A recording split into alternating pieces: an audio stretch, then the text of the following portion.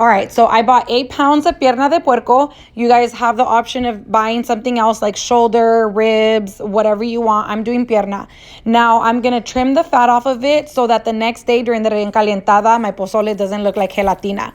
All right, so all of this gordura, I'm going to trim as much off as I can. Go ahead and leave some on for the flavor. We don't have to go crazy, but take a good chunk of it off. You can also buy this already pre-cut, but the pozole mix had a lot of things in there, so I'm going to choose to cut it down into pieces myself. So this is about the size that I'm cutting it into. All I'm going to do is just run it under cold water and let it rinse off so that it expels any of the blood that's in there, just any of the nasties, you know? And this pozole, I don't know if I mentioned, is 8 pounds of the pork leg. And depending on how big your party is, you guys, more or less, that's up to you. This is going to easily feed about 15 people. Now I'm going to be using espinazo. Espinazo is neck bone. Bone is good in any type of soup, so pozole is no different. Go ahead and add that into your water with your pierna de puerco, and we're going to wash this off. I usually let it sit and soak for at least an hour.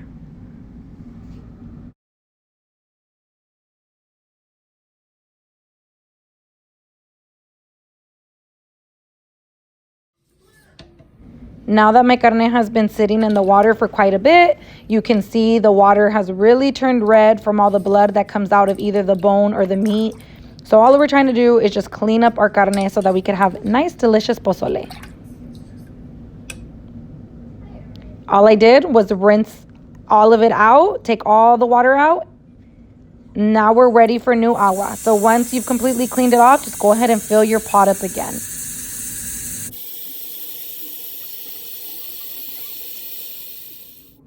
Now, you already know a pedazo de cebolla. Usually I do a whole cebolla, but this one was huge, so I cut it in half, a head of garlic, and then 2 bay leaves. Same thing as when you make your birria or any other type of caldo. Those are always your go-tos. Now, all I'm going to do after it's been cooking for a bit is we're going to go ahead and trim the fat. Get rid of all this nasty stuff from your pozole, people.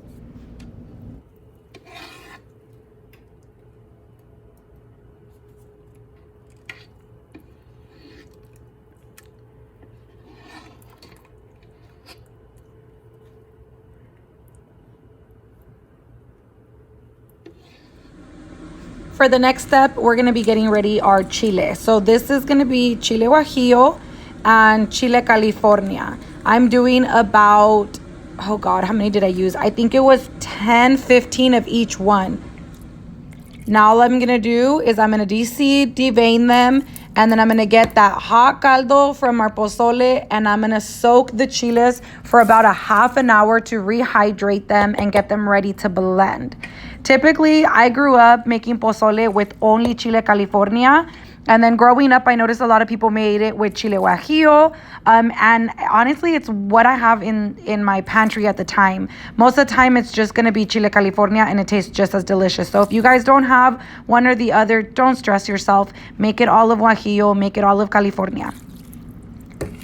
Now that I have enough to completely cover my chiles, all I'm going to do is get my tapadera, which in my case, you know, I don't ever have tapaderas. So un plato nos va a bastar, and then just let it soak 20-30 minutes. Now I'm just going to add this all into my blender. And I don't know why I'm showing you little step by step, pero pa que vean, aquí están. You guys wanted longer YouTube videos? Here it is.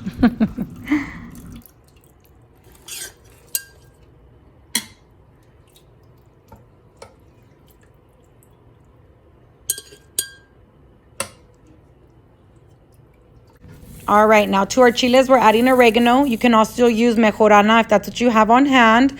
4 dientes de ajo, a little bit of the pozole caldo to help this blend together. If your blender is not amazing, strain it before you add it in. Don't forget to season it. I'm doing chicken bouillon.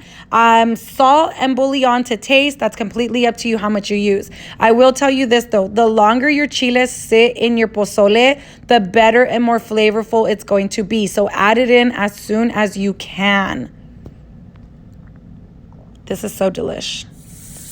Now we're going to get ready for the hominy. The hominy I put in after my pozole has been cooking for an hour and a half. This is 2 cans for the amount that I'm using. It was 8 pounds of pierna de puerco and 3 pounds of espinazo. Sorry, I'm drawing a blank.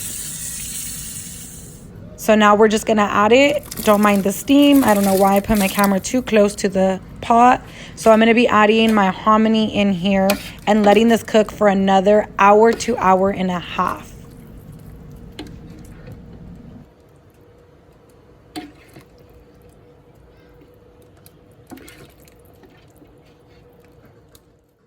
All right, so at this point, the pozole is ready. It's been cooking for 3 hours. We're just finishing it off with salt and chicken bouillon to taste, topping it off with some rábanos, repollo, and chile de aceite. I really hope you guys enjoy, and thank you for helping me hit 500,000 on TikTok. Bye, guys.